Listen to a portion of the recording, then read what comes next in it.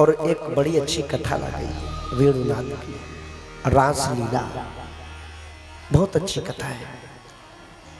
और ये रासलीला की कथा सुनते सुनते हम लोग भी उस रास से जुड़ जाए।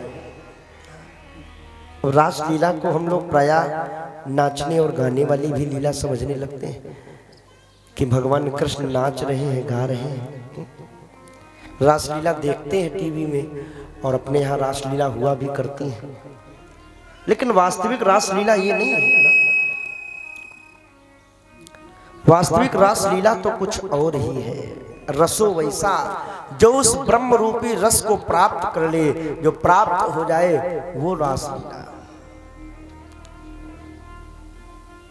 नाचने गाने की लीला को रासलीला नहीं कहते। देखना, रासलीला प्रारंभ हुई, जो लोग कहते भगवान कृष्ण नाचे गाए, ना, उससे पूर्व भी तो देखें। एक बार वो कामदेव नारद जी के पास पहुंचा,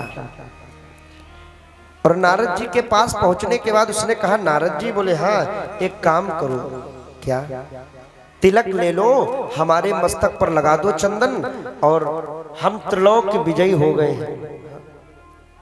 क्यों? अरे बोले मैं त्रिलोक विजयी हो गया हूं, दुनिया में मैंने सबको जीत लिया है। किसको जीता है? तो बोले ब्रह्मा को मैंने जीता। ध्यान देना, ब्रह्मा को जीता। ब्रह्मा के ऊपर मैंने अपने बाण चलाए तो ब्रह्मा सरस्वती के पीछे भाग खड़े हुए। फिर मैंने विष्णु को जीता, जालंधर की पत्नी के साथ छल कर डाला। अच्छा, फिर मैंने शंकर को जीता। भले ही शंकर को मैं जीत न पाया हूं, लेकिन शंकर भी हमें नहीं जीत पाए। फिर बोले शंकर हमारे छोटे भाई क्रोध से, काम का छोटा भाई क्रोध, उससे पराजित हो गए। तब शिव तीसर नयन उघारा, चितवत काम भयउ जरी छारा। और नारद जी, तुम अपनी दशा देख रहे हो, तुम भी बहुत बड़े ब्रह्म ऋषि थे, महर्षि थे, और मैंने जब तुम्हारे ऊपर अपने छाड़े विषम विशिख उर लागे, जब मैंने अपने पांचों बाण चलाए, रूप रस गंध स्पर्श शब्द, तो आप भी डिग गए। जो नारद जी की वीणा सदैव नारायण नारायण जपा करती थी, उस वीणा के शब्द बदल गए। जप तप कछु न होए एहि काला।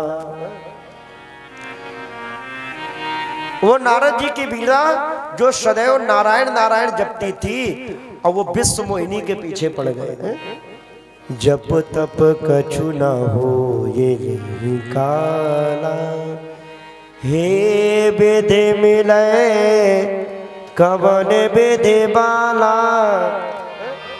वो कैसे भी मिले, हे विधि मिले कवन विधि बाला, जब तब कछु न होए एहि काला। जब तब कछु न होए एहि काला। नारद की भी वीणा बदल गई, तो कामदेव ने कहा बस अब कौन बचा दुनिया में? ब्रह्मा विष्णु महेश नारद सब आ गए, और लोगों की तो बातें छोड़ो, दुनिया में कौन काम से जीत पाया है? नारद जी बोले ठीक कह रहे हो बेटा, मैं भी तुमसे परास्त हो गया, सत्य है, लेकिन अभी भी एक व्यक्ति रह गया है। कौन? बोले द्वापर का समय चल रहा है इस समय। हाँ हाँ, और अगर तुम भगवान कृष्ण को जीत लो तो तुम त्रिलोक विजयी हो जाओगे। अच्छा, कामदेव बोला कौन कृष्ण? बोले वो वृंदावन में रहते हैं, जाना वृंदावन में, और जो यमुना के किनारे बंसी बजाते मिल जाए, समझ लेना वही कृष्ण है। ठीक है, तो ये कामदेव सज संवर करके, और जहां भगवान यमुना के किनारे बंसी बजा रहे थे वहां पहुंच गए। भगवान बंसी बजा रहे, ये पहुंचा, और भगवान बैठे बैठे मुस्कुरा रहे थे, बंसी बजाते जा रहे थे। अब ये कामदेव पहुंचा तो ये अपनी सुध बुध भूल गया। क्यों? क्योंकि कामदेव तो सुंदर है, बहुत सुंदर है, लेकिन भगवान कैसे हैं? तो भगवान के विषय के लिए लिखा गया, भगवान इतने थोड़े बहुत सुंदर नहीं है। कोटि मनोज लजावन हारे, करोड़ों कामदेव भी लज्जित हो जाए, इतने सुंदर भगवान। तो कामदेव गया और टकटकी लगा के देखने लगा। 5 मिनट 10 मिनट 20 मिनट हो गए। भगवान ने कहा, कौन हो भाई, ऐसे हमें क्यों देख रहे हो, क्या नजर लगा रहे हो? बोले नहीं नहीं, नजर नहीं, लेकिन क्या आप हमें जानते नहीं हो? नहीं भाई, हम तो नहीं जानते, पहली बार तुम्हें देख रहे हैं। बोले हमारा नाम कामदेव है, कामदेव। अच्छा ठीक है भाई, बड़ी अच्छी बात है, आप कामदेव हो, तो क्या मुझे जानते? बोले आपको कैसे हम जाने, क्योंकि आज तक हमें काम से कोई काम ही नहीं पड़ा, तो हम तुम्हें कैसे पहचान लें? कामदेव ने कहा, भाई मैं आपसे युद्ध करने आया हूं। अच्छा, काहे का युद्ध? बोले वो नारद से हमारी बातचीत चल रही है। नारद ने कहा अगर हम तुमको जीत ले तो हमारा तुम्हारा हम त्रिलोक के विजयी हो जाएंगे, हमारा तुम्हारा युद्ध होना चाहिए। ठीक है, देखो भाई कामदेव, युद्ध भी 2 प्रकार से होता है। कौन कौन सा? बोले एक किलेबंदी का युद्ध होता है और एक मैदानी जंग होता है। बोले दोनों के पहले अर्थ समझाओ, कैसे कौन होगा? किलेबंदी का युद्ध वो होगा, यम नियम आसन धारणा ध्यान प्रत्याहार समाधि लगा के मैं बैठूंगा और तुम अपने 5 बाण चलाना, और जरा सा भी मैं अगर डिगा तो तुम जीते और हम हारे। अच्छा, ये किलेबंदी का युद्ध है। बोले हाँ। तो मैदानी जंग कौन सी है? बोले मैदानी जंग वो है, वृंदावन का निधिवन होगा और उस निधिवन में वृंदावन की बहुत सारी गोपियां होंगी और उन गोपियों के मध्य में मैं होऊंगा। तुम अपने बाण चलाना, जरा सा भी हम अगर डिगे तो तुम जीते और हम हारे। कामदेव ने कहा, साहब तो अपने आप को हारा हुआ मान लो। क्यों? बोले महिलाओं के पास में रह करके कामदेव पर विजय ये तो संभव नहीं। वो तो बोले समय बताएगा। तो आज वो समय आ गया है। भगवान पिता रात्रि सरदोत्फुल्ल मल्लिका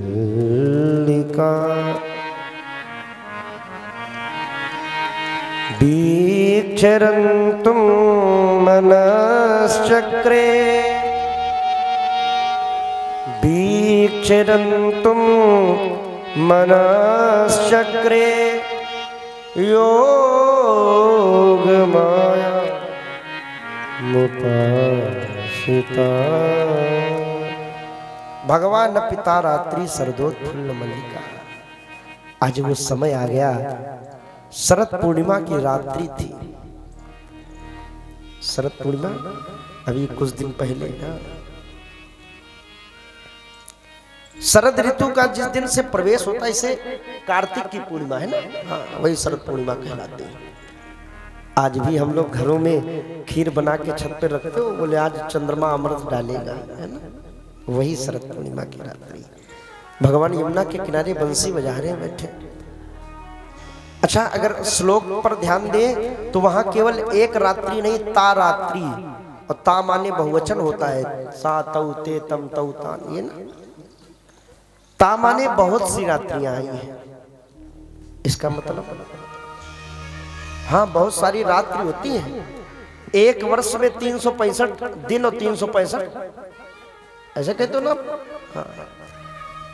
ये तो सही है कि 365 दिन और 365 रात्रि होती हैं, लेकिन कुछ उनमें भी खास रात्रियां होती हैं, उनमें भी खास, जैसे नवरात्रि। ये जो नवरात्रियां होती है बड़ी खास होती है। शिवरात्रि, दीपावली की रात्रि, होली की रात्रि, अमावस्या की रात्रि, पूर्णिमा की रात्रि, ये रात्रियां जो होती है ये खास होती हैं। इनमें तंत्र मंत्र क्रिया की जाती है। तो आज वो समय है। भगवान पिता रात्रि शरदोत्फुल्ल मल्लिका वीक्षरन्तु मनश्चक्रे चक्रे योग माया मुपाश्रिता। भगवान पिता रात्रि शरदोत्फुल्ल मल्लिका। अब जरा देखना, शरद पूर्णिमा है। आओ, वाह, आज तो जोड़े के साथ में, क्या बात है, बहुत बहुत। शरदोत्फुल्ल मल्लिका।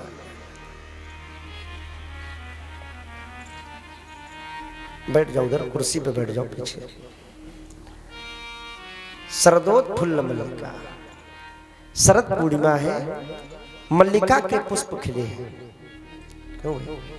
अब शरद पूर्णिमा में मल्लिका के पुष्प खिलना, ये तो समझ में नहीं आया। तो इसका मतलब है भगवान ने सभी, ये जो ता शब्द का प्रयोग हुआ है, इसमें सभी रात्रियां भी हैं और सभी ऋतुएं भी हैं। इसीलिए बहुवचन है कि वहां केवल एक ऋतु नहीं है, जितनी भी ऋतुएं होती हैं वो सारी ऋतुएं हैं। क्योंकि कामदेव ये न कह पावे कि प्रभु शरद ऋतु थी, कहीं अगर बसंत ऋतु होती तो हमारा प्रभाव रहता। शरदोत्फुल्ल मल्लिका, वो शरद पूर्णिमा में वो मल्लिका के पुष्प खिले। माने भगवान ने बसंत ऋतु का भी आह्वान कर दिया। वीक्षरन्तुम मनश्चक्रे, और भगवान ने कामदेव से युद्ध करने के लिए मन का निर्माण किया। योग माया मुपाश्रिता, योग माया का आश्रय ले लिया। क्योंकि बिना माया के काम से कैसे युद्ध होगा। और भगवान यमुना के किनारे बैठे बंसी बजा रहे थे, ऊपर आकाश में देखा तो चंद्रमा बिल्कुल पूरे रूप से निकला है, पूर्णिमा का चंद्रमा है। अब आज पूर्णिमा इतना सुंदर निकला है, इतना सुंदर निकला है कि इसके चेहरे पर इतनी लालिमा है, ऐसा मालूम पड़ता है जैसे किसी ने चंद्रमा के ऊपर सिंदूर लगा दिया हो।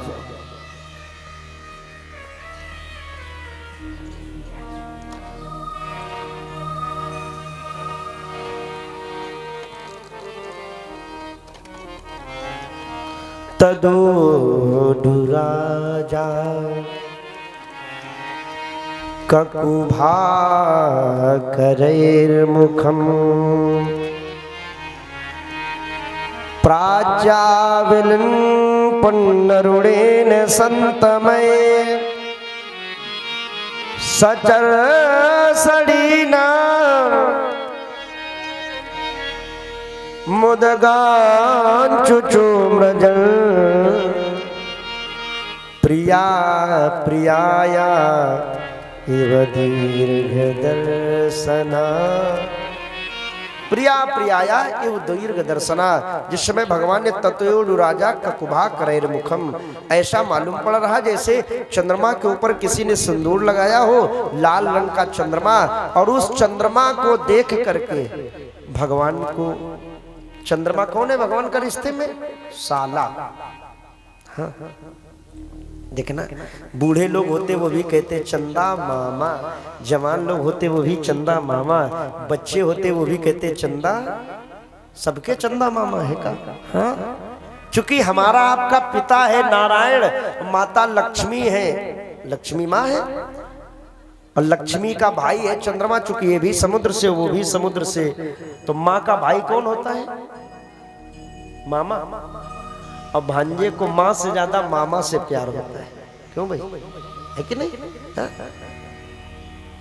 तो आज भगवान ने जिस समय चंद्रमा को देखा, माने रिश्ते में है साला, और साले को देख करके घरवाली की याद आ गई। हाँ, आज भी देखना, हमने कई लोगों को देखा है, साले साहब मिल जाए जो घरवाली की याद आने लगती है।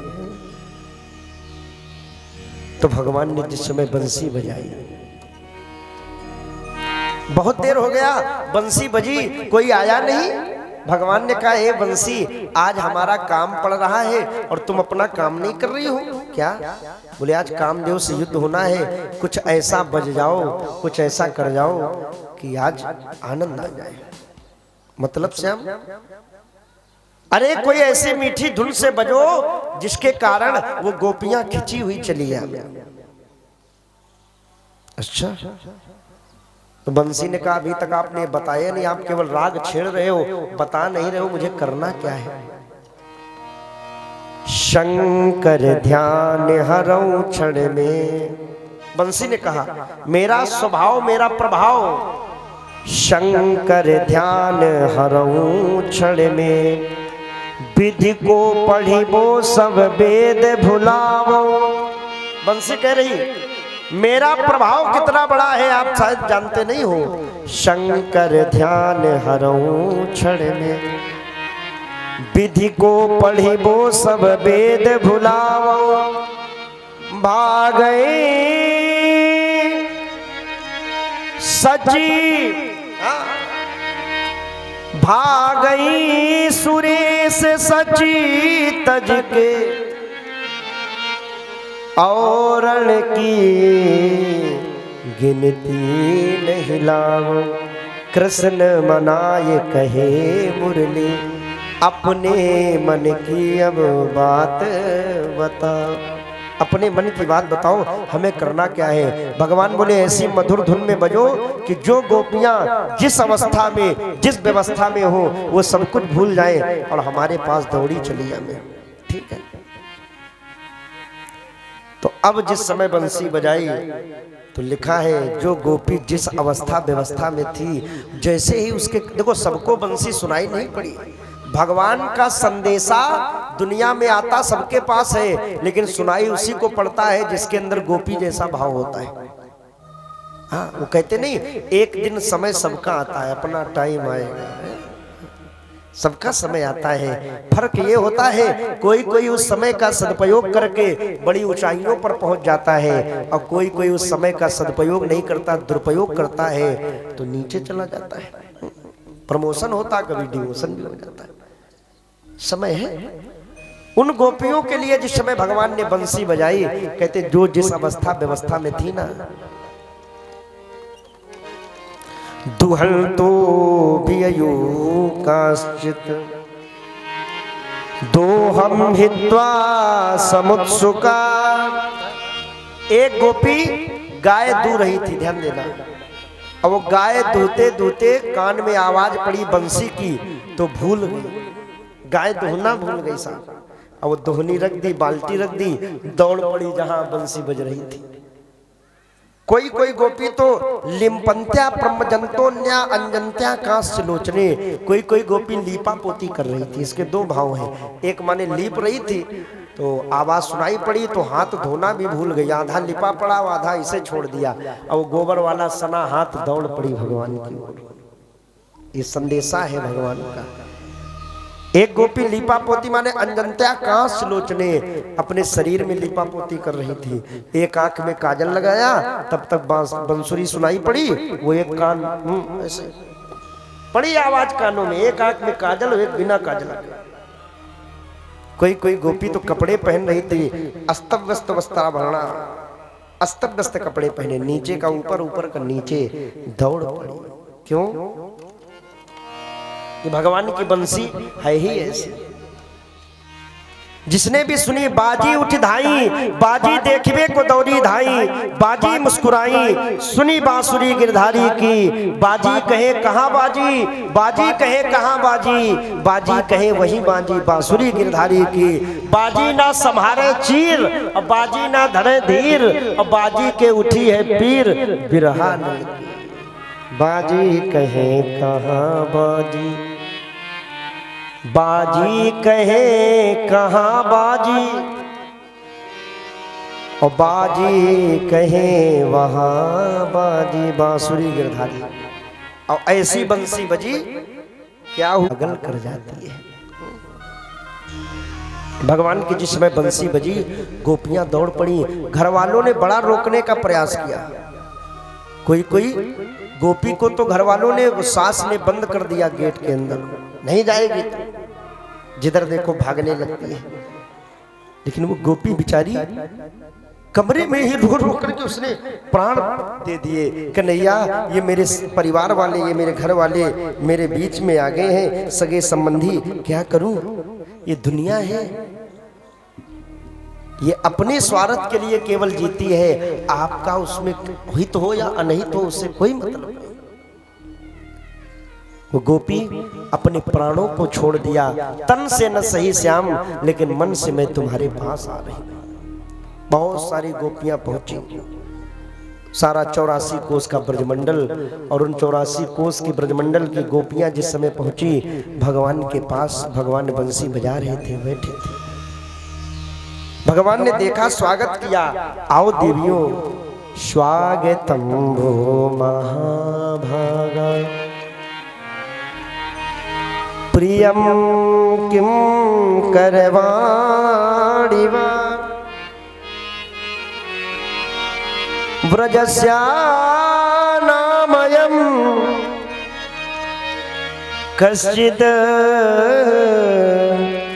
ब्रूता गमन कारणम।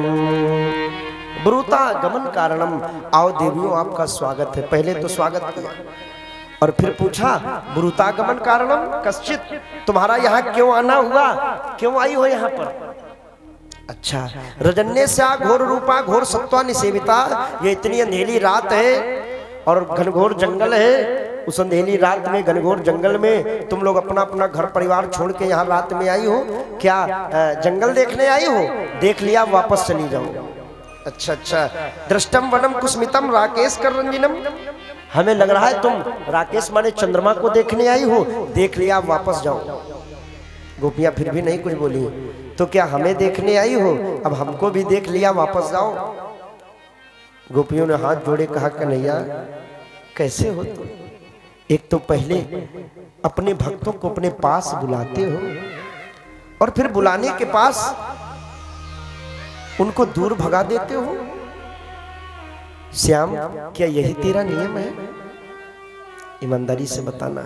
कभी कभी वो भगवान हमको बड़ा अपने नजदीक बुला लेता है और नजदीक बुलाने के बाद कहो फिर वो इतनी दूर कर दे हमसे, हमको इतना दूर कर दे कि हम लोग फिर बड़े दूर बने रहते हैं।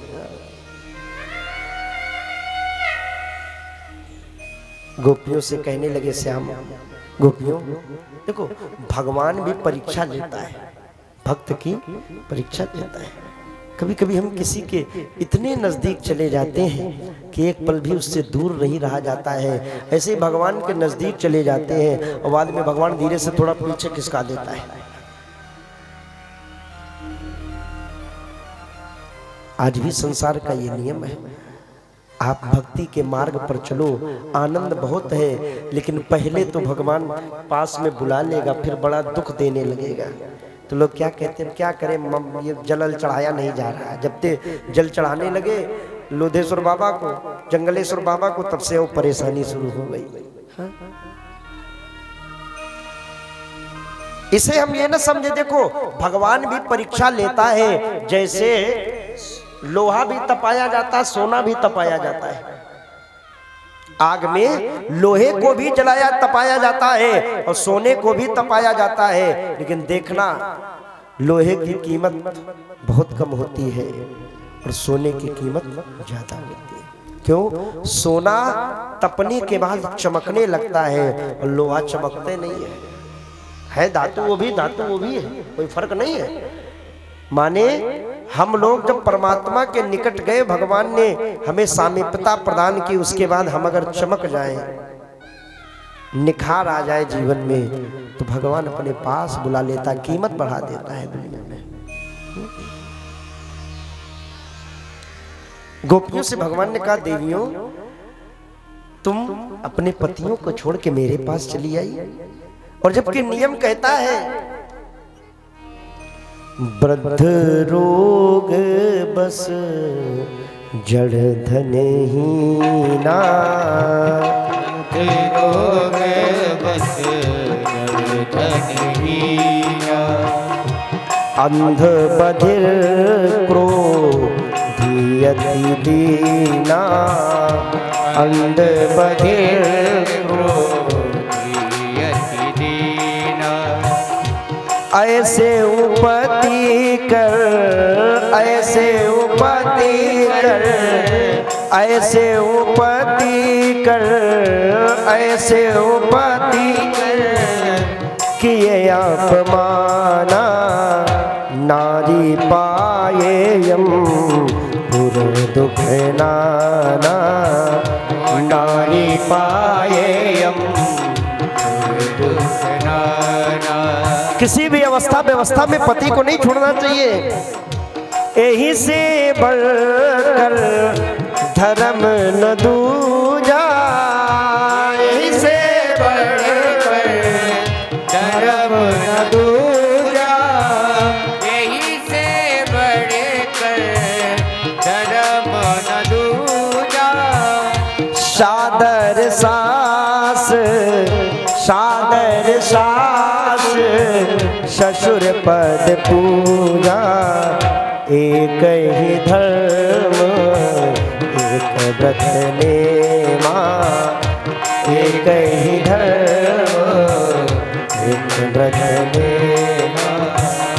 काये वचन मन पद पद प्रेमा, काये वचन मन पति पद प्रेमा। कुलवती नारी को, पतिव्रता नारी को किसी भी अवस्था व्यवस्था में पति को नहीं छोड़ना चाहिए। हाँ? ये नियम कहता है। और देवियों, तुम अपने अपने पति को छोड़ के चली आई। देखो देवी, मैं इसलिए कह रहा हूँ, महिला के जीवन में दो पूजा बताई गई बहुत अच्छी। जब वो कुंवारी कन्या हो तो तुलसी की पूजा, गौरी मैया की पूजा करे। विवाह हो जाए तो तुलसी और पति की पूजा करे। पति की पूजा माने जानते हो लोग? अब ये नहीं कि सामे को अलवारी में धर के अगरबत्ती लगा देना है। पति की पूजा माने हम लोग पतियों की रिस्पेक्ट करें, आदर करें, सम्मान करें, उनकी बातों को मानने, तब पति की पूजा। भगवान ने कहा देवियों, मैं एक छोटी सी तुम्हें कथा बताऊं। बोले बताओ कन्हैया। एक पतिव्रता नारी थी, उसके जीवन में उसका पति ही सर्वस्व था। बहुत चाहती थी उसे, बड़ी सेवा करती थी पति की। एक दिन उसका पति बाहर से कोई कार्य करके लौटा, थक गया था, सर दर्द कर रहा था, और वो पत्नी बैठी थी चूल्हे के पास, वो रोटी बना रही थी। छोटा सा बच्चा था उसका, अबोध शिशु जो घुटनों के बल चलता था। समझना आप लोग। और वो जिस समय पति उसका आया, गोद में सर रख दिया, उस नारी ने सर दबाना शुरू कर दिया। सर दबा रही, सर दबाते दबाते उसे नींद आ गई, सो गया वो, और उसने सर दबाना बंद नहीं किया। क्यों? अगर मैं सर दबाना बंद कर दूंगी तो धर्म नष्ट हो जाएगा। और उसका जो छोटा सा बच्चा था वो चला चूल्हे की ओर, घुटुओं के बल, और जैसे चूल्हे की ओर चला ना, तो उस पत्नी को लगा ऐसा न हो कहीं ये चूल्हे में गिर न जाए। अब तो बड़ा धर्म संकट है, बच्चा अग्नि की ओर जा रहा है और वो पति का सर दबा रहे, ये क्या? और उसका बेटा उस आग में गिर गया। तो बड़ी जोर जोर से रोने लगी, आंसू निकले, आवाज नहीं निकली। क्यों? अगर ज्यादा तेज आवाज निकलेगी तो पति जग जाएगा, फिर मामला बिगड़ जाएगा, धर्म नष्ट हो जाएगा। इतनी पतिव्रता नारी। आंखों से आंसू गिरे, पति के ऊपर उठ के बैठ गया। देवी क्यों रो रही हो? दोनों पति पत्नी दौड़ के गए, जाकर के उस बच्चे को चूल्हे से निकाला। कहते पतिव्रत धर्म के प्रभाव से उसके बालक के खरोंच भी नहीं आई, ज्यों का त्यों बना रहा। देवियों, और तुम अपने अपने पति छोड़ के चली आई। कन्हैया ने जैसे इतनी बात कही, उन गोपियों ने कहा लाला ये हमें न सिखाओ, हमें भी ऐसी एक दो कथाएं आती हैं। हाँ? अरे तुम कह रहे हो वो पति, और मैं आपको बताऊं ना। हाँ? एक पतिव्रता नारी है, उसके जीवन में पति का इतना बड़ा महत्व है कि वो बिना पति को पानी पियाए स्वयं भी पानी नहीं पीती है, सुबह सुबह पूजा करती है। आज भी क्या ऐसा होता है? आजकल तो कहो ज्यादा देर हो जाए तो पत्नी जी कह दे, अरे वो कंडा इसे पानी डाल दे कहा, सोने में अगर इतना समय हो जाए। आ गई।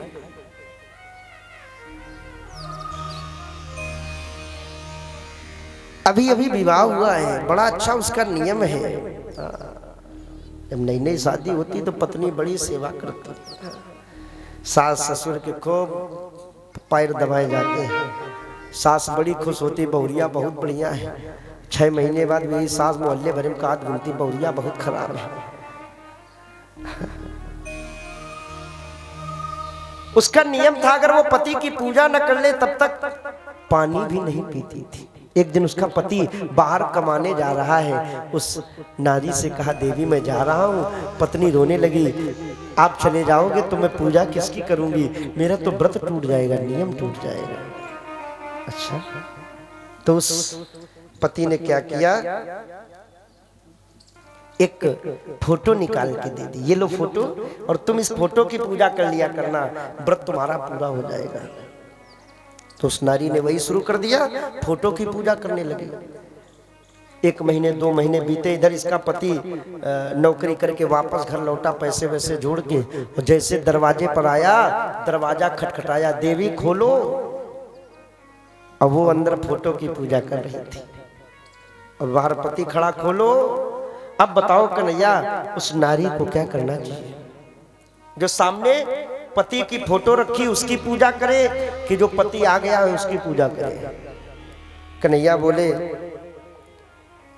अगर सामने उसका सच्चा पति आ गया है तो फिर वो फोटो वाले पति की क्यों पूजा करे। हाँ, यही दुनिया की सत्यता है। उन गोपियों ने कहा कन्हैया बस फैसला हो गया, ये जो दुनिया के पति थे ये तो सब फोटो वाले थे, बल्कि वास्तविक पति तो मेरे आप ही हो। इसलिए श्याम अब हमें कुछ नहीं चाहिए। पांडे जी कुछ नहीं, क्यों, हमें हर घड़ी अब तुम्हारे बगैर हम कहाँ रह पाएंगे। चाहो तो उबारो, चाहो तो मारो। भगवान ने देखा कि नहीं, इनका हृदय निर्मल है, रासलीला प्रारंभ कर दी। एक अध्याय में पड़े गीत हुआ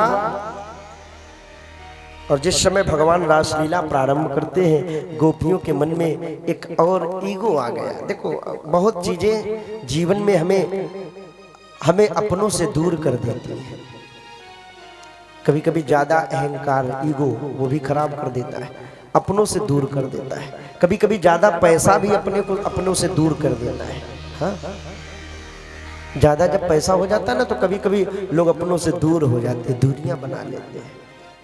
कभी कभी किसी भ्रम के कारण हम लोग अपनों से दूर हो जाते हैं।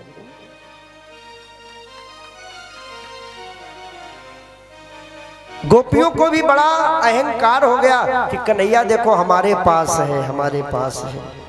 और भगवान राधा रानी को लेकर के अंतर ध्यान हो गए, अहंकार न रहे। क्योंकि भगवान भी कहता है हमें तो ऊपरी सुंदरता नहीं, अंदर से जो फिट हो। निर्मल मन जन सो मोहि पावा, मोहि कपट छल छिद्र ना भावा। जैसा हो वैसा ही सामने आ जाओ। इधर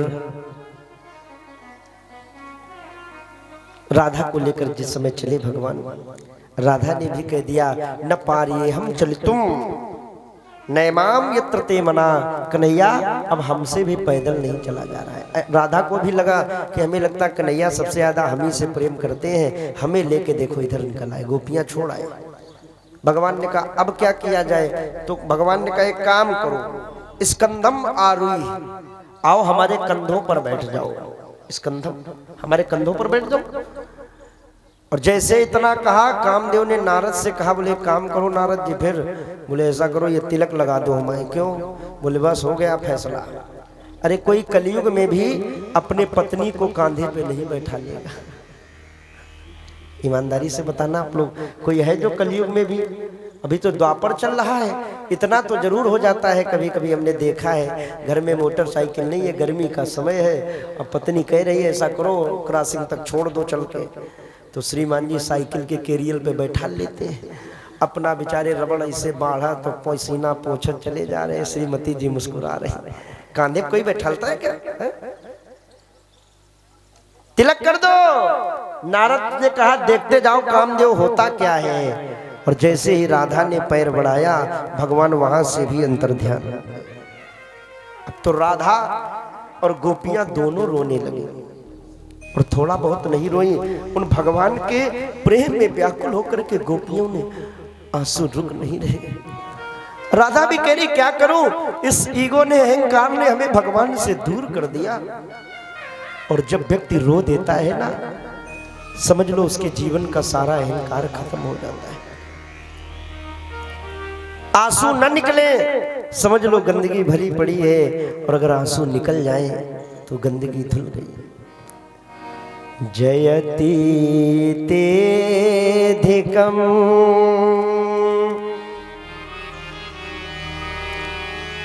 जलमना ब्रजा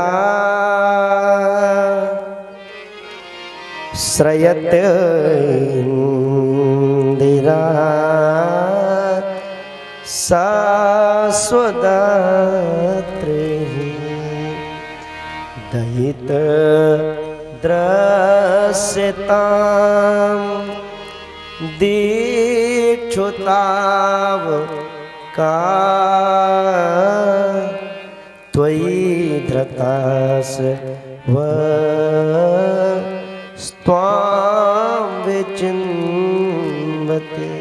जयति तेधिकम जन्मना ब्रजा। गोपियां राधा के साथ रोई, आओ श्याम अब तुम्हारे बगैर रहा नहीं जा रहा। और इस गीत के अंतर्गत भगवान अब जब कोई किसी के लिए रोता है तो उसकी एक एक बात कर सोच के रोता है। वो ऐसा था, वो ऐसा करता था, वो ऐसे बोलता था, वो ऐसे सोता था, ऐसे हंसता था, याद आती है। यही तो सहारा है प्रेमी को। और गोपियां वो रोने लगी। एक गोपी ने तो मालूम क्या किया, दूसरी गोपी को जमीन पे गिरा दिया, बैठ गई उसके ऊपर। आओ आओ भैया देखो आके हमने पूतना को मार दिया। मैंने भगवान की उस लीला का याद किया। एक गोपी ने अपना पीताम्बर ऐसे, वो पल्लू जो था ना साड़ी का, ऐसे उड़ा दिया और उसे ऐसे पकड़ लिया। दो गोपियों ने, एक ने ऐसे अंगुली लगा दिया, आओ आओ देखो हमने गिरिराज पर्वत उठा लिया। गोपियां रो रही। और जब ये जीव भगवान के लिए रोता है ना, समझ लो भगवान की कृपा हो गई उस पर। ऐसे कृपा नहीं होती है, रो दिया जाए आंसू निकल जाए, हो गई कृपा। कभी कभी अपनी सत्य बात कहने के लिए भी लोगों को रोना पड़ता है। कई बार सत्य बात कहने के लिए भी रोना पड़ता है, माने सत्यता में आंसू ही है। लेकिन जब वो आंसू निकल जाते हैं और हम अपनी बात कह डालते हैं तो बड़ा हल्कापन महसूस होता है, बहुत हल्का महसूस होता है। हाँ, विचार करो, जब आंसू निकल जाए तो बड़ा हल्का महसूस होता है। तो हम आप भी जब उस भगवान के सामने जाकर के रो देते हैं ना, तो जितनी भी गंदगी होती है वो धुल जाती है, बड़ा हल्कापन महसूस होता है। गोपियां रो रही हैं, श्याम और राधा रोई। मुरली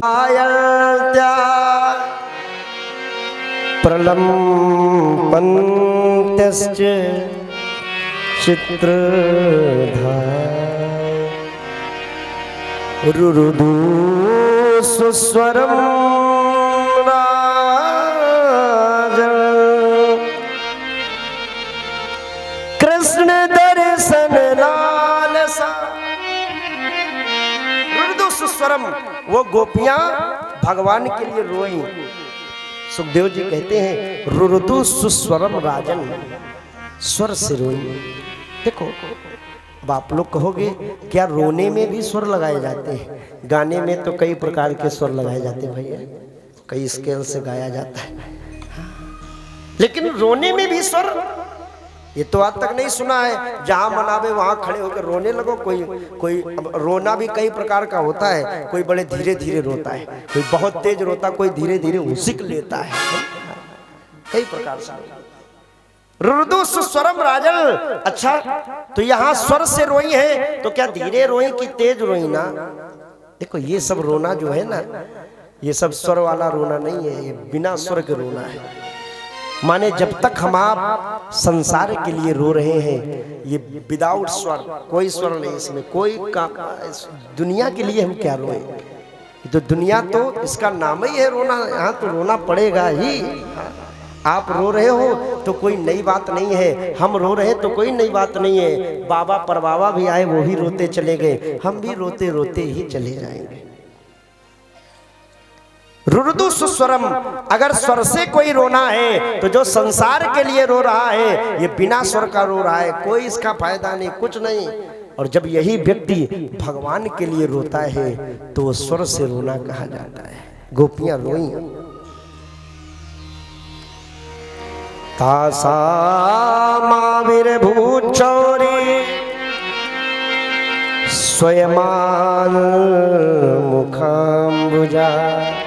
उन भगवान के मुख को बार बार याद करके वो गोपियां रोई और कहते भगवान भी कहीं गया कुछ थोड़ी न था। जिस समय निर्मल भाव से जन बल, धन बल, बाहुबल, सारा बल जब व्यक्ति का खत्म हो गया, निर्बल हो गया, दुर्बल हो गया, असहाय हो गया, तब वो भगवान आ गया। यही जीवन की सत्यता है। आज भी जब तक हमारे अंदर कुछ न कुछ रहेगा, किसी चीज का ईगो हो, इसे जीवन में चार चीजों का बड़ा महत्व है। चार ये जो चीजें, ये चार चीजों में कोई भी एक चीज आ जाए जिंदगी बदल जाती है। और ये चार चीजें मिले, इसके बाद ईगो अहंकार न मिले, तो ये भगवान की कृपा माननी चाहिए। सबसे पहले तो रूप, स्वरूप, ये चार चीजें होती, रूप, कला, गला और विद्या। स्वरूप मिल जाए अच्छा तो भगवान की कृपा मानो कि हमको बड़ा अच्छा बना दिया। लेकिन इसको मिलने के बाद मैंने कई लोगों को देखा है, फिर जो उनसे जो 19 होते ना गड़बड़ वाले, तो उनकी लोग हंसी किया, अरे अपने आप को देखो काले बने घूम रहे, हमको देखो हम गोरे हैं। ये क्या है? ईगो, अहंकार है। अरे बड़े बड़े स्वरूप वालों को मैंने देखा है दुनिया में कि 60 साल के बाद फिर चाहे कितना फेस वॉश पिया जाए, फेयर लवली चाटी जाए, कोई लाभ नहीं, वो झाइयां खत्म नहीं होंगी। दूसरा आता है कला। कला आने के बाद भी कई लोगों को ईगो आ जाता, हम तो बहुत बड़े कलाकार हैं, आ गया अहंकार। देखो ये चार चीजें मिल जाए तो जीवन चल जाएगा, चार में एक भी मिल जाए। रूपवान हो जाओ, जो बंबई में जो शूटिंग कर रहे हैं रुपए के दम पे तो कर रहे हैं, खूब पैसा कमा रहे हैं। दूसरा कला, कला आ जाए। कला देखो कई प्रकार की होती है, जो मकान भी बनाता वो भी कारीगर कलाकार होता है, कोई निर्माण करता कुछ, ये सब कलाकार की श्रेणी में आते हैं। ये जो बजा रहे हैं ये भी कलाकार की श्रेणी में, साउंड बजा रहा है ये भी कलाकार की श्रेणी में। कोई कार्य को करे विधिवत कलाकारी के साथ, अच्छी डिजाइनिंग करके, जो भी आप समझे, और ये भगवान गॉड गिफ्ट ये हमें दे, और इसके बाद हमें अहंकार ना आवे तब तो ठीक है। न बहुत से जब ठीक ठाक लोग हो जाते कलाकारी करने लगते हैं तो अपने आगे मोहल्ले में सुनते नहीं है, हम देखो बहुत अच्छा ये ऐसा ऐसा काम कर लेते, तुम नहीं कर पाओगे। अहंकार। तीसरे पर आता गला। कुछ भी ना हो, रूप अच्छा ना हो, कला ना हो, लेकिन गला अच्छा हो। हाँ क्यों भाई? मैंने कई लोगों को ऐसा देखा है, बिल्कुल स्वरूप अच्छा नहीं है कुछ, और बिल्कुल उसमें सारे अवगुण है, कोई कला है ये नहीं, लेकिन गला बहुत अच्छा है तो जीवन पार हो रहा है। देख लो फिल्म इंडस्ट्री में जाने कहाँ कहाँ गाते घूम रहे, पैसा आ रहा है, जीवन चल रहा आनंद से। और चौथे नंबर पर है विद्या। ये तीनों चीजें न हो, विद्या हो व्यक्ति के पास, ज्ञान हो, जीवन पूरा आनंद से गुजरता है। लेकिन ज्ञान आने के बाद ज्ञानी न बने, क्योंकि ज्ञान आने के बाद अगर ज्ञानी कोई हो गया, अब वो अपने आगे किसी को सुनते नहीं। एक सर्वविजय शास्त्री थे, मैंने कई ज्ञानियों को देखा है अपने माँ बाप तक की नहीं मानते रहे, बोले कौन माता पिता, यह संसार जगत सब सपना, शुद्ध दारा कोई नहीं अपना। न जाने तुम कितनी बार हमारे माँ बाप बने हो, न जाने हम तुम्हारे, ये सही है, आवागमन का यही चक्कर है, पुनरपि जन्म पुनरपि मरणम। लेकिन हम जिस समय पर आए हैं, इतना ज्ञान पढ़ के, इतना अर्जित करके, वो किताबें पढ़ करके इतना ज्ञानी न बने। क्योंकि ज्ञान अर्जित करना अच्छी बात है, किताबें पढ़ना अच्छी बात है, लेकिन ज्ञानी होना बिगाड़ देता है जीवन। सर्वविजय शास्त्री शास्त्रार्थ में पूरी दुनिया को जीत लिया। लौट के घर आए, माता पिता के पैर नहीं छुए। माँ बाप ने कहा बेटा हमने तुम्हें इतना पढ़ाया और तुमने हमें प्रणाम नहीं किया। अरे बोले काहे के पिता काहे के माँ, अरे हम तो ज्ञानी है, हमें मालूम है ये दुनिया में कोई किसी का नहीं है, ज्ञान ही सर्वोपरि है। अच्छा बेटा तो तुम ज्ञानी हो गए? बोले हाँ। अरे मैंने दुनिया में सबको जीत लिया, हमारे सामने कोई टिक नहीं पाया। मैंने शास्त्रार्थ में देश से लेकर के विदेश तक लोगों को परास्त कर दिया। और ये देखो राष्ट्रपति के द्वारा हमें मेडल मिला सर्व विजय। कोई जीतने वाला ये नहीं, हम खुद जीत के आए। अच्छा बेटा एक काम करोगे क्या? अपने गांव के बाहर एक कबीर बाबा रहते हैं, चरखा चलाते हैं, बकरी चराते हैं कबीर बाबा, उनके पास चले जाओ। अगर वो लिख करके दे दे तो हम मान जाएंगे, सर्टिफाइड कर दे हम मान जाएंगे कि तुम सर्वविजय शास्त्री हो। कबीर से शास्त्रार्थ कर दे? बोले हाँ। तो कबीर के पास गए, कहा भाई कबीर हमसे शास्त्रार्थ करोगे? कबीर बोले भगवान हम तो शास्त्रें नहीं जानते तो अर्थ क्या बताएंगे, काहे का शास्त्रार्थ कर पाएंगे, तो लिख के दे दो। तो पर्चे में लिख करके दे दिया, सर्वविजय शास्त्री जीते कबीर हारे, नीचे अपनी साइन कर दी। वो पर्चा लेकर के फोल्ड करके जेब में डाला, घर गए, खोला, माँ बाप को दिखाया, अक्षर पलट चुके थे। लिखा था सर्वविजय शास्त्री हारे और कबीर जीते। गड़बड़ हो गया बीच में क्या? फिर दौड़ के आए, फिर लिखवाया, फिर लेके गए, फिर अक्षर बदल गए। ऐसे कई बार दौड़े, अंत में वो शास्त्री जी थक गए, गिर पड़े चरणों में। कबीर ने कहा भैया यही तो विद्या है, विद्या सर उठा के नहीं सर झुका करके सिखा देती है।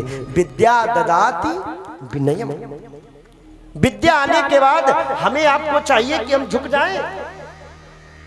और अगर ये नहीं है, ईगो बना रहा तो भगवान कहाँ मिलेगा? पोथी पढ़ पढ़ जगमोहा, पंडित भया न कोई, 2.5 अक्षर प्रेम का पढ़े सो पंडित। गोपियों को अहंकार आ गया कि भगवान मेरे पास था, भगवान मेरे पास है, भगवान अंतर ध्यान हुए। अंत में आकर के जब वो रोई, जब उनका अहंकार खत्म हुआ, नष्ट हुआ, भगवान वहीं प्रकट हो गए, कहीं गए नहीं थे। अब तो गोपियों के साथ निधिवन में रास लीला प्रारंभ हुई।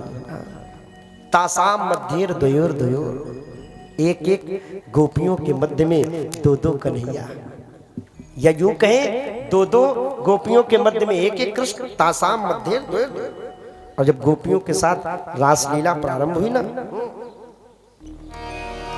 रे मे रमे सो ब्रज सुंदरी राम, उस कामदेव को भगवान दिखा रहे, देखो जरा रेमे रमेश कामदेव। हाँ महाराज देख रहे हो, अपने बाण चलाओ। कामदेव बोला बिल्कुल। तो छाड़े विषम विषकुर लग, छोड़े बाण। लेकिन भगवान की रास लीला कहाँ आ चुकी? भगवान तो योगेश्वर है। उन गोपियों के मध्य में कामदेव अपने लगातार बाणों का प्रयोग कर रहा है, लेकिन भगवान के ऊपर कोई प्रभाव नहीं हो रहा है। ये बात पार्वती मैया कैलाश पर्वत पर तैयार हो रही थी। भोले बाबा ने पूछा देवी कहाँ जा रही हो? कहीं नहीं बाबा, क्या करें जब चलने लगते हैं तो टोकते जरूर हो, आदत तुम्हारी बड़ी खराब है, बड़ी खराब आदत है। नहीं नहीं, हमने इसलिए कहा कि तुम कहीं सज संवर के जा रही हो। कहाँ जा रही हो? पार्वती ने कहा बाबा भोल भगवान कन्हैया के निधिवन में रासलीला चल रही वृंदावन में, हम वही देखने जा रहे हैं। बोले बाबा बोले तो हमको भी ले चलो अपने साथ। ए बाबा कैसे उल्टी बातें कर रहे हो? वैसे तो पति के साथ पत्नी जाती है, लेकिन पत्नी के साथ पति जाएगा तो कितना खराब। बाबा एक तो पहली बात वहां पुरुष प्रवेश निषेध, वुमेन फॉर नॉट अलाउ, वहां अलाउ नहीं ना। फिर बोले वहां तो केवल महिलाएं जाएंगे, मैन ना, आदमियों का कोई प्रवेश नहीं। अच्छा तो एक काम करो, हमें गोपी बना दो, महिला बना दो। अरे बाबा महिला बनना कोई शरण काल है? सुबह सबसे पहले उठती है महिला और सबसे बाद में सोती महिला। दिन भर जाने कितने काम करने पड़ते हैं। बाबा तुम कर पाओगे? बोले बाबा बोले वो जो भी हो, रास लीला अगर देखनी है तो हम सब कुछ करने के लिए तैयार हैं। तो ठीक है श्रृंगार कर लो। पहले माताओं का श्रृंगार होता है ना, आप लोग श्रृंगार करते हैं। कितने प्रकार के होते श्रृंगार? 16 पक्का? अच्छा श्योर है। 16 प्रकार के। आजकल तो ज्यादा होते हैं, हमें लगता है आजकल तो 64 तक हो जाते हैं। 4 गुना बढ़ गए। और का देखना बेटे 16 प्रकार के वो आप लोग कार्ड पढ़ते हो ना, उसमें नहीं लिखा होता कर 16 श्रृंगार प्रीत बांध के धागा बिटिया जाएगी, ऐसे नहीं होता। 16 प्रकार के श्रृंगार। अच्छा 16 श्रृंगारों में सबसे पहला श्रृंगार कौन सा होता है?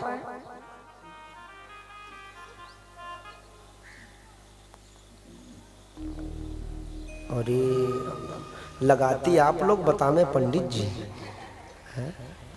पहला श्रृंगार जो सबसे पहला होता है आप लोग बताओ, शायद कुछ हमें हमको थोड़ी लगाते हैं। कौन सा होता है भैया जी? सिंदूर। आप लोग इधर कुछ कहोगे? काजल। अच्छा रंग बा, हाँ सही, आखिरी में ये सही बात आई, रंग, ये सही है। सबसे पहले श्रृंगार की श्रेणी में सबसे पहला नंबर आता माहुरी का, रंग। रंग के बगैर सारी पूजा अधूरी। अब नहीं तो देखता हूँ ना मैं, माताएं जी कहीं भी जाएं, मैके जाएं तो ऐसे लाल पाव, ससुरे जाएं तो लाल पाव, देवी पूजन जाए तो लाल पाव, कहीं बुलौआ जाए तो लाल, पैर में लगा रहता माहुरी हमेशा। और किसी किसी के घर में तो कप में गुरा रखा रहता, जब चलो पानी डालो खट से लगा लो, रेडीमेड व्यवस्था। अब भोले बाबा के यहाँ भी भोले बाबा पार्वती मैया ने तुरंत वो दिया कप, लो बाबा लगाओ रंग। अब भोले बाबा, अच्छा माताओं की एड़ियाँ होती चिकनी तो थोड़े में काम चल जाता है। अब भोले बाबा की ऐसे बिस्वा बिस्वा भरे की बीमारी, भोले बाबा ने लगाया तो एक ही पैर में सांप, दूसरे पैर बाबा ने कहा लाओ और लाओ। बियाह के बाद आज तक रंग लाए हो कब?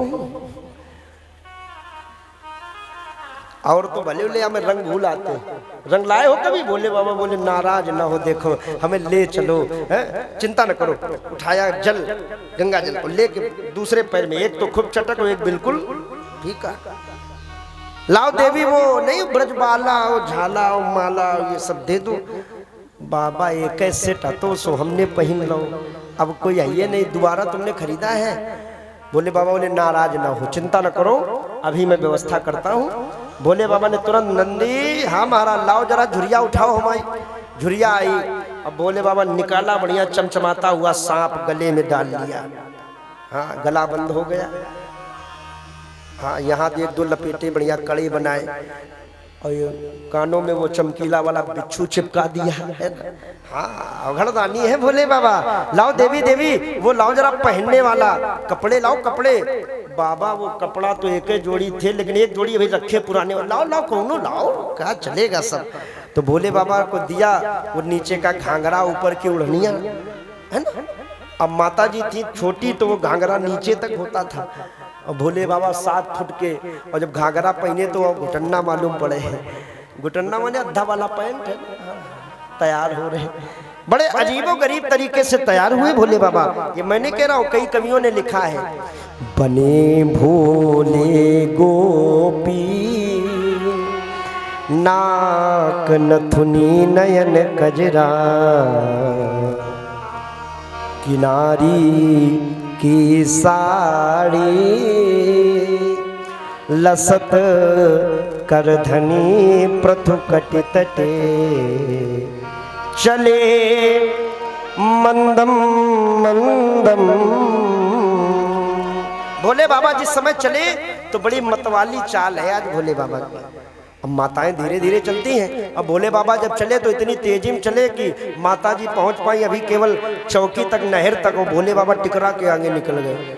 ए बाबा धीरे चलो, इतनी तेज चलोगे गांव के लोग क्या कहेंगे, ये बहुरिया बड़ी तेज चलती है। अब बहुएं तो धीरे धीरे चलती हैं। भोले बाबा बोले क्या करे, चाल में परिवर्तन करना पड़ेगा बाबा, बदलना पड़ेगा, भगवान से मिलना है। भगवान से कोई ऐसे कुछ थोड़ी ना मिलता है, जब जीवन में बहुत बदलाव करने पड़ते हैं तब भगवान मिलता है। ब्रह्म बदल दी चाल भोले बाबा ने, लिखने वाले ने लिख दिया। एक दिन चालाक सखी दरवाजे पर लगी है, सबका आइडेंटिटी कार्ड चेक कर रही है। और जैसे पार्वती ने अपना आधार कार्ड दिखाया, अच्छा पार्वती कैलाश से आई, ठीक है जाओ गो चलिए। और जैसे पार्वती चली, भोले बाबा ने सोचा कभी कभी एक टिकट में 2 लोग घुस जाते, लाओ हम भी लाओ निकल जाए धीरे से। और जैसे दरवाजे से निकलने लगे, गोपी ने लगाया डंडा, किसकी बहू हो, कौन हो, कहां से आई हो? अब ये बहू हो तो बता मैं, ये तो कुछ औरत थी, कौन बता मैं? हाँ बताओ कौन हो, कहां से आई, किसकी बहू हो? देखो हम उनकी बहू, उनकी क्या कायदे से नाम बताओ किनकी हो। अब भोले बाबा किसकी बताएं? गोपी ने डांट के भगा दिया, भगो वहां बैठो जाके। भगवान चुपचाप भोलेनाथ आए, बटवृक्ष के नीचे बैठ गए, रोने लगे। श्याम क्या तेरी इस रास लीला मुझे देखने को नहीं मिलेगी? कन्हैया क्या अपनी रास लीला इस भक्त को दिखाओगे नहीं? देखो जब जब तुम्हारा अवतार हुआ है तब तब मैंने तुम्हारा दर्शन किया है, और इस बार आप रास लीला कर रहे हो, इतनी सुंदर लीला चल रही है, ब्रह्म और जीव का मिलन चल रहा है, क्या श्याम हमसे मिलना नहीं होगा? हमें ये दिखाओगे नहीं रास लीला?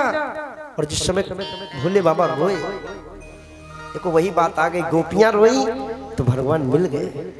आज भोले बाबा रोए, भगवान कह रहा हमारे यहाँ आओ तो बिल्कुल क्लीन निर्मल होके आओ।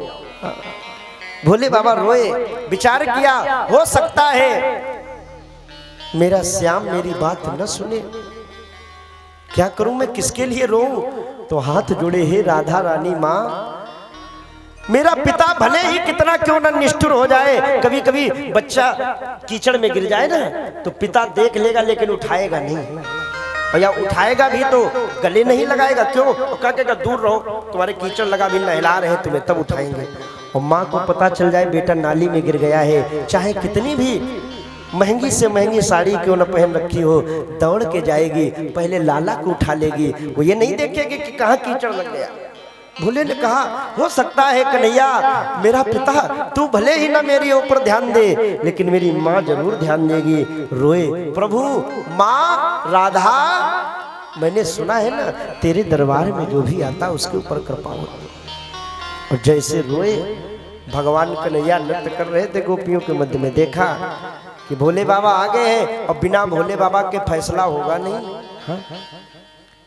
दौड़े और जहां भोले बाबा बैठे थे रो रहे थे घुंघटा डाल के, जाके वहीं खड़े हुए। जब कन्हैया दौड़े तो जितनी भी सारी गोपियां थी सब पीछे पीछे दौड़ी और वहीं आ गए जहां भोले बाबा घुंघटा डाले बैठे थे। सब गोपियां बोली हमें लगता है ये कोई बड़े घर की बहू है जिसे भगवान लेने खुद आए अगवानी करने। कन्हैया ये कौन है? गोपी है, कहाँ से आई है? बोले ये तो हमें भी नहीं पता है। एक कन्हैया तुम इसे लेने आए हो, ये गोपी क्या कुछ खास है? बोले हाँ ये इतनी खास है कि आज तक ऐसी गोपी न तो किसी के घर में आई है और न कभी आए। काहे का ज्यादा ब्यूटीफुल है? बोले ये भी पता नहीं। फिर क्या है? बोले इस गोपी के बड़ी बड़ी दाढ़ी है, दाढ़ी वाली गोपी है, दाढ़ी वाली बहू। ओहो, गोपियों ने कहा श्याम इस गोपी का हमें भी दर्शन करा दो। सही बताना, किसी के घर में बहू आवे और उसके दाढ़ी हो तो देखने वाले तो देखेंगे और जो ना भी देखने वाले वो भी सोचेंगे लाओ हम भी बहुरिया देखें कैसी लग रही। ए श्याम क्या दर्शन नहीं होगा? भगवान ने पकड़ लिया आगे से पीताम्बर डाले थे ना घूंघटा, चुनरिया पकड़ी। ए बाबा खोलो, हटाओ जरा ये चुनरिया। अब भोले बाबा ने पीछे पकड़ लिया, कन्हैया ने आगे। भोले बाबा चुप है, बोले कन्हैया रहने दो, ज्यादा न करो बेइज्जती, समझ रहे हो तुम, जान रहे हो, फिर भी प्रभु रहने दो। भगवान ने आगे खींचा, भोले बाबा ने पीछे खींचा। अब आगे पीछे खींचते रहे खींचते, एक बार कन्हैया ने छोड़ दिया, वो पीछे खिसकती चली गई, खुल गया मुंह। अब जो गोपी देखे वो ये बहू आई कोई स्पेशल। ए बाबा ये बहू है कि बहू बंदर? बोले पता नहीं। कन्हैया ये गोपी को लेने तुम आए हो और ये इतनी दाढ़ी वाली जटाओं वाली ये गोपी, कुछ समझ में नहीं आ रहा है। भगवान बोले क्या करें देवी, ये गोपी इतनी सुंदर है और सुंदर के साथ साथ नाचती भी बहुत सुंदर है। अब भोले बाबा बोले अब कन्हैया तुमने काम शुरू कर दिया टेढ़ापन वाला।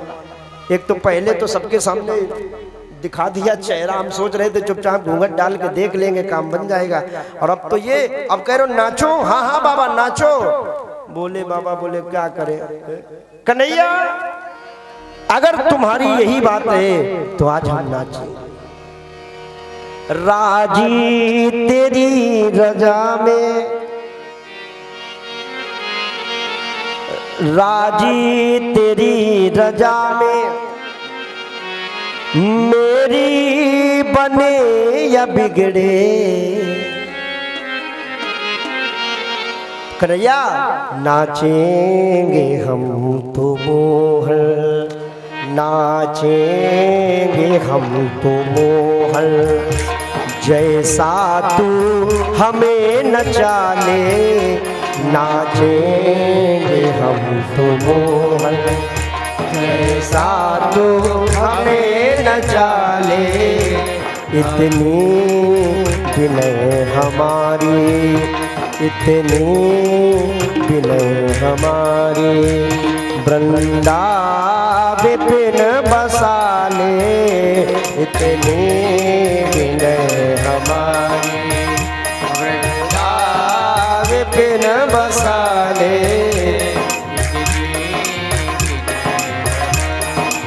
श्याम अगर तुम कह रहे हो कितनों को तुमने तारा, कितनों को तुमने तारा, कितनों को तुमने तारा, कितनों को तुमने तारा, कितनों के हो गए तुम, कितनों के हो गए तुम, अब तेरे हो गए हम, अब तेरे हो गए हम, गोपाल मुरली वाले, अब तेरे हो गए हम, गोपाल मुरली वाले।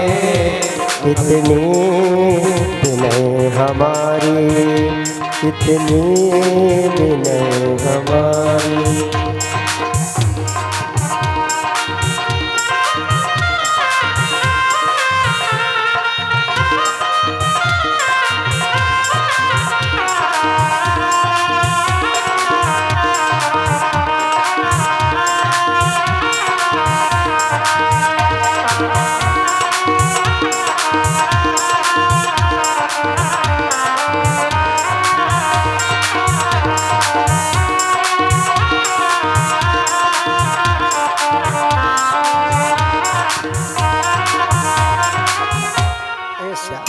जरूर नाचेंगे आज भगवान नाचे भोलेनाथ। और तब तक तो कोई फैसला तभी होगा जब भोले बाबा और ये नारद जैसे महामुनि होंगे।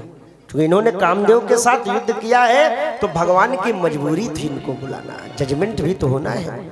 कामदेव के साथ युद्ध चल रहा है, नारद जी ने और भोले बाबा ने राधा कुंड में स्नान किया, नारी रूप को प्राप्त हुए, रासलीला में प्रवेश मिल गया, प्रारंभ हुई रासलीला। भजतो नो भजन्तेक एक एवा तद्विपर्ययम् नो भयाश्च भजन्तेक एतन्नो ब्रूहि साधु।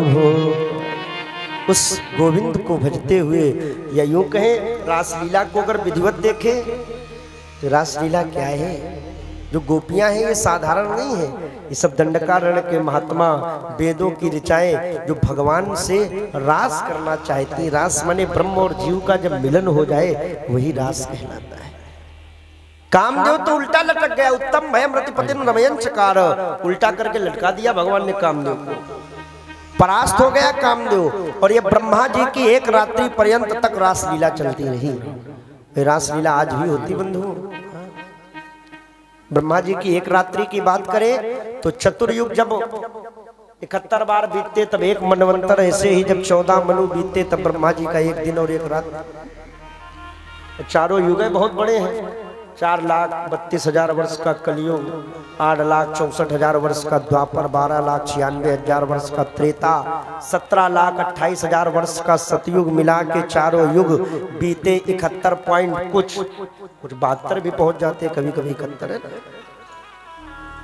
और वो ऐसे ही जब मनु बीते 14 तब एक ब्रह्मा का दिन, यानी और ये तो कलयुग कौन सा चल रहा, 28वां कलयुग। रासलीला आज भी होती है।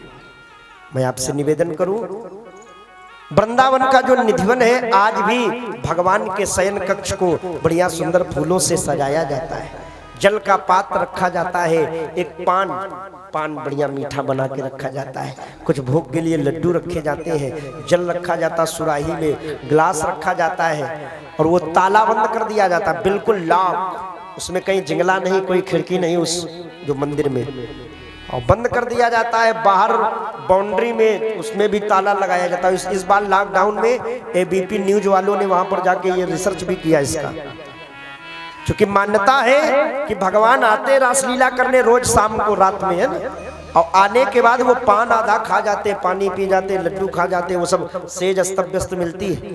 तो न्यूज वालों ने भी सोचा कि हमें लगता है कपोल कल्पना है, ये वैदिक सनातन धर्म वाले केवल कल्पनाएं करते हैं, तो उन्होंने ये रिसर्च किया विज्ञान ने, वहां अपने नाम का भी ताला लगाया। इसी लॉकडाउन की बात है, न्यूज में कुछ दिखाने को था नहीं, तो जो मुद्दा आता था वही बढ़ा देते थे।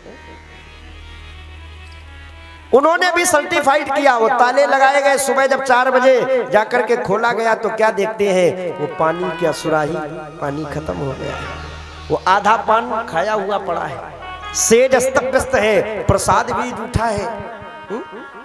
तो रासलीला आज भी होती, इसीलिए निधिवन में दिन भर तो सबका प्रवेश होता है, लेकिन सूर्यास्त के बाद किसी का प्रवेश नहीं, दरवाजे बंद कर दिए जाते, क्योंकि रासलीला साधारण मनुष्य नहीं देख सकता है। और यह जो देख लेता है, किसने किसने देखा, तो हरिदास महाराज ने, आदि गुरु शंकराचार्य जी ने, इन लोगों ने देखा। और ऐसे भी कई लोग तो ये भी बताते, वृंदावन में ऐसे ऐसे संत हैं जिन्होंने देखा,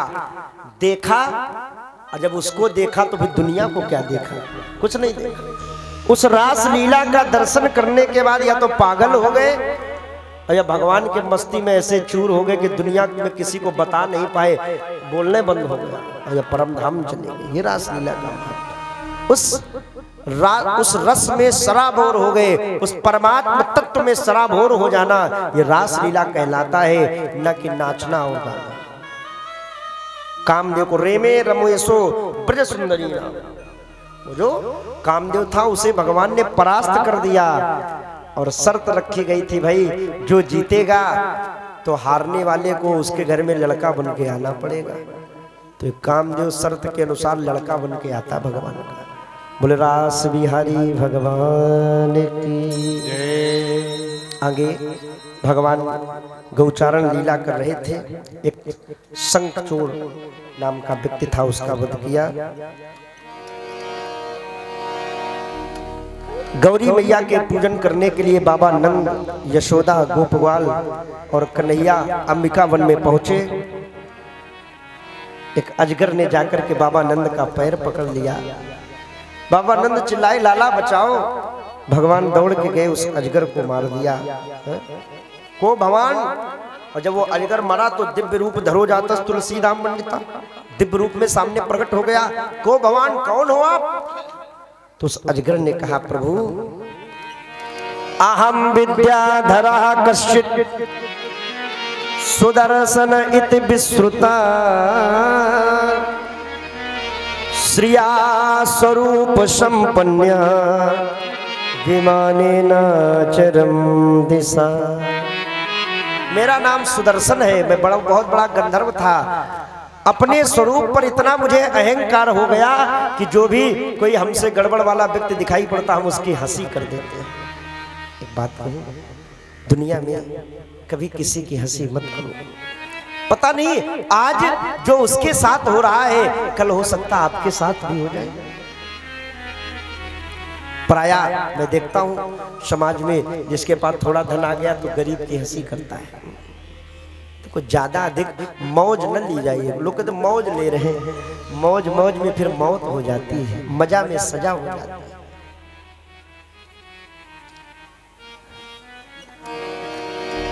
उस सुदर्शन नाम के गंधर्व ने, एक महात्मा टेढ़े थे, 3 जगह से उनकी हंसी कर दी कि देखो कैसे बने बाबा घूम रहे हो टेढ़े मेढ़े, हमको देखो हम कितने सुंदर हैं। श्राप दे दिया, हम टेढ़े मेढ़े हैं, हम तो 3 जगह से टेढ़े हैं, हम तुम्हें श्राप दे रहे हैं, तुम अंग अंग से टेढ़े हो जाओ। तो अजगर जब चलता है तो देखना सीधा नहीं चलता, बिल्कुल टेढ़ा होकर के अजगर बन गया था। भगवान ने आज इसका उद्धार किया है। कभी कभी महात्माओं का श्राप भी हमें वरदान बना देता है, भगवान से मिला देता है। महात्मा का श्राप भी मिल जाए तब भी जीवन धन्य होता है। अरिष्टासुर नाम का दैत्य था जो बैल बन करके आया भगवान को मारने, भगवान ने इसका भी उद्धार किया, केसी व्योमासुर का उद्धार किया। अक्रूरो पिचता रात्रि मधुपुरिया महामती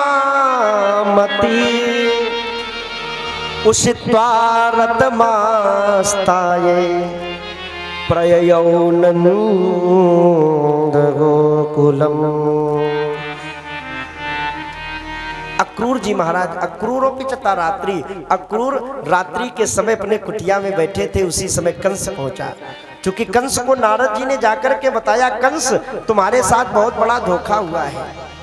देवकी का जो 8वां गर्भ था न स्त्री बहुत मरती, वो तो कन्या नहीं, वो तो बालक था। तुम्हारे बहन और बहनों ने तुम्हारे साथ छल किया है। रात में ही वो ले जाकर के बाबा नंद के यहाँ पहुंचा दिया था छोरा को।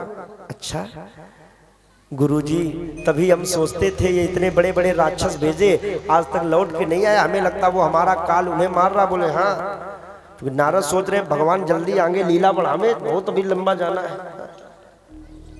नारद ने घुमाया कंस को, कंस पहुंचा, धनुष यज्ञ की तैयारियां कर रहा है। अक्रूर के पास निमंत्रण लेकर के गया। अक्रूर, हाँ हाँ तुम चले जाओ। कहाँ? वृंदावन। क्यों जाओ? छल से, झूठ से, कपट से, प्यार से, व्यवहार से, जैसे भी हो उन कृष्ण और बलराम को ले आओ। क्यों भैया, ऐसा क्या है? इसलिए ले आओ क्योंकि वो हमारे काल है, ये हमारे गुरु नारद ने बताया है, तो मैं उनको मरवाऊंगा, धनुष यज्ञ करवा रहा हूँ। और वो दोनों आएंगे तो हम स्वयं 8 भाई, उसके साथ ये सल तोसल चाड़ूर मुष्टिक कोलिया पीढ़ हाथी ये सब बैठे हैं। ये किस दिन काम आएंगे? केवल खा रहे हैं, कुछ मेहनत भी तो करवाई जाए इनसे। ठीक है। अक्रूर ने कहा भैया कंस, क्या तुम सोच रहे हो अक्रूर क्या चला जाएगा? कभी नहीं जाएगा। उन अबोध बालकों को मैं लाऊं और तुम उन्हें मार के समाप्त कर दो, तो क्या ये पाप मैं कर सकता हूं? कभी नहीं करूंगा। याद रखो, पाप करने वाला ही केवल पापी नहीं होता है, उसमें जो भी सहभागिता कर देता है वो भी पापी होता है। और नहीं तो आज का संविधान भी होता है, आप किसी को ले जाओ घर से और मारे कोई दूसरा आपका दोस्त, तो भले ही उसने तलवार मारी हो लेकिन तुम भी ले गए थे, तो वही दफा तुम पर भी लगेगी। हाँ। अक्रूर ने कहा भैया मैं तो नहीं जाऊंगा। तो कंस ने निकाली तलवार, नहीं जाओगे तो मैं तुम्हें यहीं मार डालूंगा। अच्छा क्यों? गए तो ठीक है और नहीं गए तो मैं तुम्हें मारूंगा। आज अक्रूर के जीवन में धर्म संकट खड़ा है, और एक बार नहीं कई ऐसे प्रमाण मिलते हैं। दंडकारण्य में, पंचवटी में रावण अपने मामा मारीच के पास गया और कहा मामा, हाँ हाँ सोने का मृग बन जाओ। क्यों? बोले हम सीता का हरण करेंगे। मारीच ने कहा सीता, ये कुछ सुना हुआ नाम लग रहा। अरे हाँ वही राम की पत्नी सीता। अच्छा वो राम? बोले हाँ। ऐसा करो दूसरा द्वार देखो, टाइम नहीं हमारे पास। क्यों भाई? मामा अरे वो राम कोई साधारण व्यक्ति है। अरे वो जब छोटा सा लड़का था और विश्वामित्र के साथ जा रहे थे तो चले जात, वो सब आप सब जानते हो, तो बिना फन का बाण मार, बिन सर बाण दे मारा, और बिना फन का हमारे बाण मारा था तो विदाउट टिकट और विदाउट पासपोर्ट इंडिया से मारा था, लंका में आके गिरे थे। तो हम राम को देखे बैठे, वो बिना फन का बाण मारते तो इतना तेज, और कहीं बाण मार दिया तो हमारा हाल, ना ना हम नहीं जाएंगे। रावण ने कहा सुनो तलवार रख दी गले पर, अगर नहीं जाओगे ना तो रावण तुम वहां जाओगे तो मरोगे, और यहाँ रहोगे तो हम मार देंगे। मारीची ने विचार किया, यही दशा अक्रूर की है। उभय बीच देखा जब मरना, उभय बीच देखा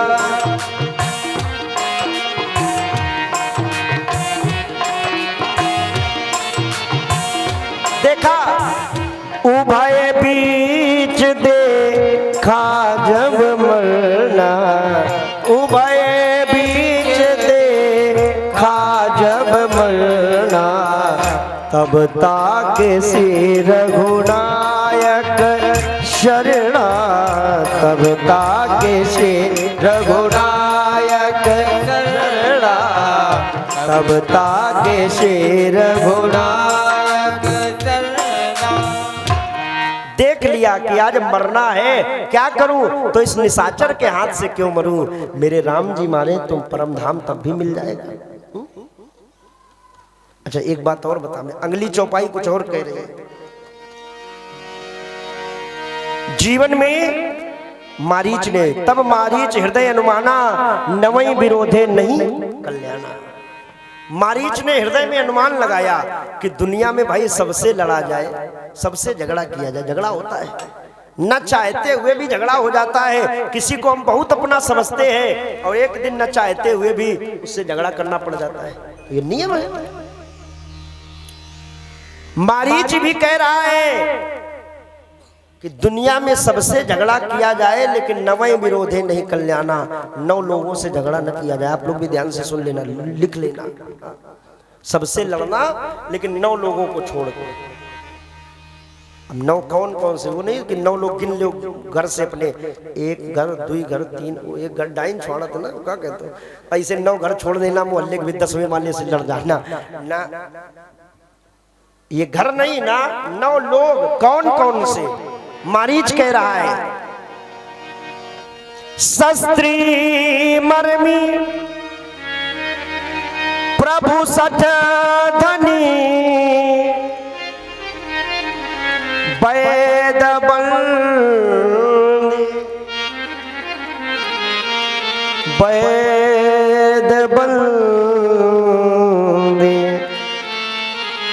भानस कवि गुनी।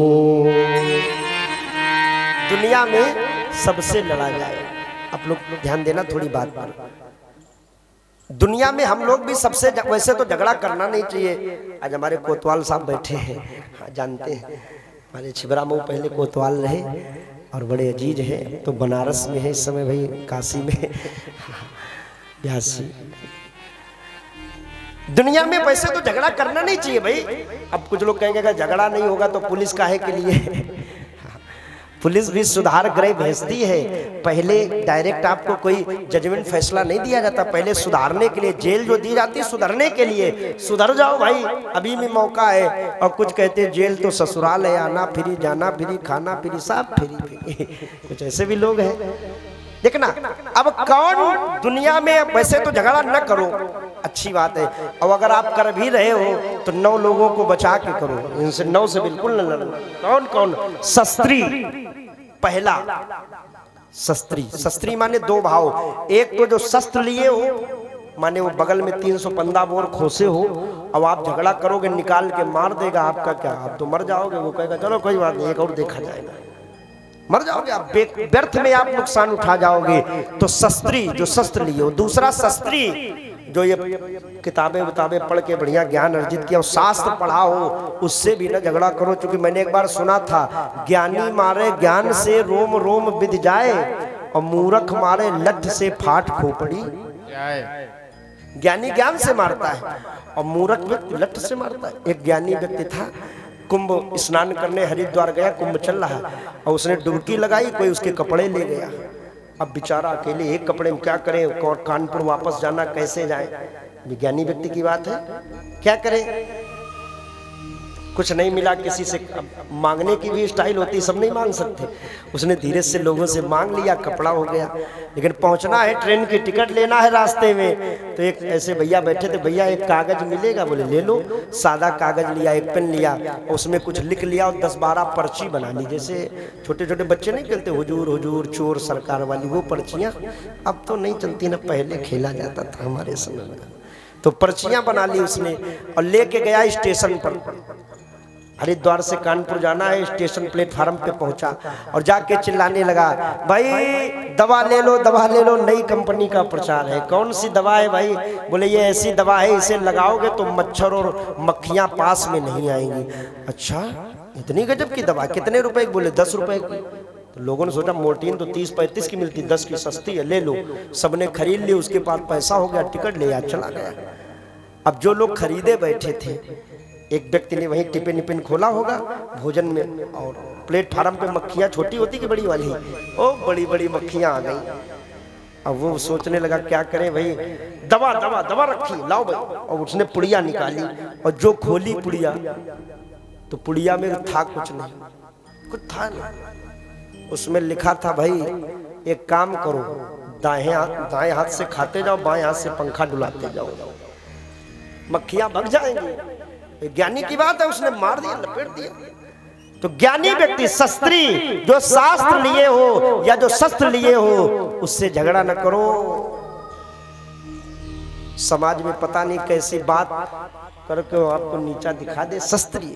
दूसरा मर्मी, मर्मी जानते हो आप? मर्मी, मर्मी माने वो जो मर्म की बात, सीक्रेट वाली बातें। कुछ बातें ऐसी होती जो सबको नहीं बताई जाती, अपने खास को बताई जाती, तो उससे भी झगड़ा ना करो। क्यों?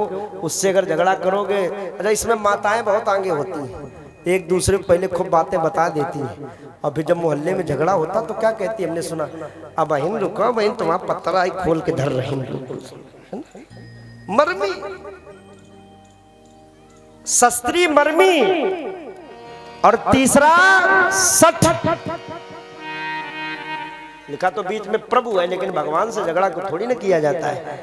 और अगर किया भी जाता है तो कुछ भक्त झगड़ा करते मंदिर में बैठे रहते हो, कभी मैंने सुनाया था एक दिन। सठ, सठ माने मूर्ख व्यक्ति से भी झगड़ा न करो, वो तो मूर्ख है, काऊ ईटा मार दे तुम्हारे खोपड़ी में फाट जाए ना, तो समझाते हैं मत करो झगड़ा। सठ धनी या मूर्ख धनवान व्यक्ति हो तो शास्त्री, मर्मी, सठ, धनी, चार हो गए, है ना। वैद, वैद माने डॉक्टर, डॉक्टर से भी कभी झगड़ा न करो, क्योंकि डॉक्टर से अगर झगड़ा कर लिया और रात बिरात कोई काम पड़ गया, साहब शास्त्री जी, अगर रात में कोई काम पड़ गया और आप डॉक्टर के पास जाओगे, डॉक्टर कहेगा अच्छा बेटा एक दिन लड़े थे, आज का हम तुम्हें दवाई देंगे, और रात में कहो हो जाए कालरा, तो वो मोहल्ले में रहता, अब नहीं देगा दवाई। अच्छा मान लो दे भी दे, मान लो दे भी दे कि चलो कुछ कम इनकम हो जाएगी, तो वो कहो उतने समय का वो पूरी हाँ दुश्मनी निकाल ले, वो डेका डाल की जगह उरे कोनो इंजेक्शन लगा दे। तो वैद, वैद से झगड़ा मत करो।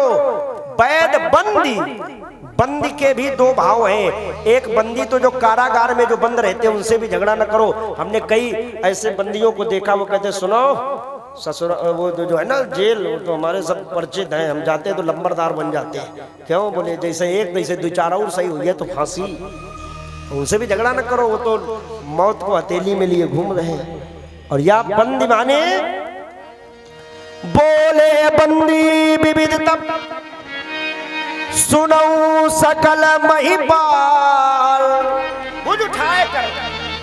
वो बंदी माने जो राजा का जो बिल्कुल असिस्टेंट, प्रतिनिधि, विधायक प्रतिनिधि, उनसे भी झगड़ा न करो, उसकी पहुंच बड़ी लंबी है, प्रतिनिधि है। तो बंदी माने ये वैद बंदी, शास्त्री मर्मी, सठ धनी, वैद बंदी, भानस।